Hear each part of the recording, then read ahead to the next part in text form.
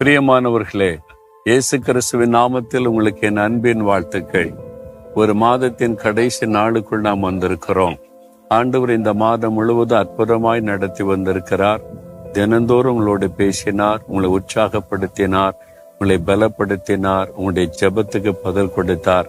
ஆண்டவருக்கு நன்றி சொல்ல வேண்டும். இந்த மாதத்தின் கடைசி நாள்ல வந்திருக்கிற நாம் ஆண்டவரை பார்த்து, ஸ்தோத்திர ஆண்டவரே, முழு இருதயத்தோடு துதிக்கிறேன் என்று அவருக்கு துதி பலிகளை நாம் ஏறெடுக்க வேண்டும். இந்த நாளிலும் தேவன் உங்களுக்கு ஒரு வார்த்தை சொல்லுகிறார். என்ன தெரியுமா?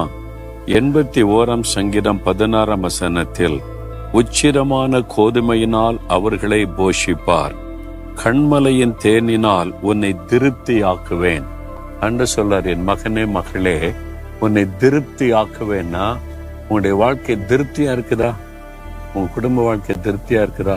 பிசினஸ் செய்றீங்களே திருப்தியா இருக்குதா? ஊழியம் செய்றீங்களே ஒரு முழு திருப்தி இருக்குதா? உங்களுடைய ஊழியத்துல நீங்க செய்கிற காரியத்துல ஒரு முழுமையான சந்தோஷம் திருப்தி இருக்குதா?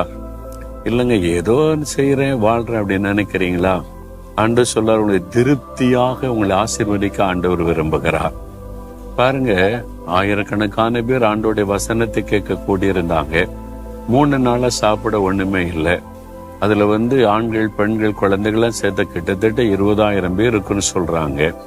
5 அப்பம் 2 மீன் தான் இருக்கு. இதை வச்சு என்ன பண்ண முடியும்? ஆண்டவர் அதை ஆசீர்வதித்து பெருக பண்ணி போஷித்தார். எப்படி போஷித்தார்? இல்ல கொஞ்சம் சாப்பிட்டுக்கிடுங்க, மீதி வீட்டுல சாப்பிட்டுக்கிடுங்க அப்படி சொல்லல.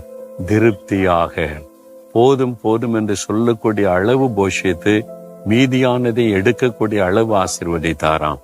உங்களை அப்படிதான் சொல்ல, நான் திருப்தியாய் உன்னை ஆசீர்வதிப்பேன் மகளே. நீ செய்யற வேலையில உன் வாழ்க்கையில நீ திருப்தியா இருக்கும்படி, ஏதோ ஒரு குறை இருக்குது, மனசுல பாரம் இருக்குது இல்ல, நான் அதை மாற்றி உன்னுடைய குறைவை நிறைவாக்கி திருப்தியாக்குவேன் ஆண்டு சொல்ற. அதுதான் பெரிய ஆசீர்வாதம். நம்ம வாழ்கிற வாழ்க்கையில ஒரு திருப்தி, மன திருப்தி. ஆண்டவர் சந்தோஷமா வச்சிருக்கிறாரு, நான் திருப்தியா இருக்கிறேன், மன மகிழ்ச்சியா இருக்கிறேன் அப்படின்னு நீங்க சொல்லணும். அந்த ஆசீர்வாதம் தேவனால் மாத்திரம்தான் தர முடியும், ஆண்டவரால் உங்களுக்கு கொடுக்க முடியும்.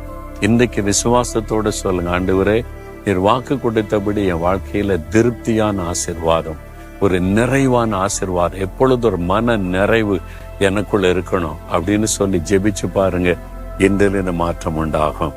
அப்படி சொல்றீங்களா? ஆண்டவரே, நீர் அரைகுறையாக அல்ல, திருப்தியாய் ஆசீர்வதித்த மகிழ பண்ணுகிற தேவன், என்னுடைய வாழ்க்கையிலும் எங்க குடும்பத்துல எங்க வாழ்க்கையில இயேசு கிறிஸ்துவின் நாமத்தில் சகலமும் திருப்தியாய் உண்டாகி இருக்கும்படி இந்த மகனை, இந்த மகளை திருப்தியாய் பூரணமாய் ஆசீர்வதித்த மகிழ பண்ணும்.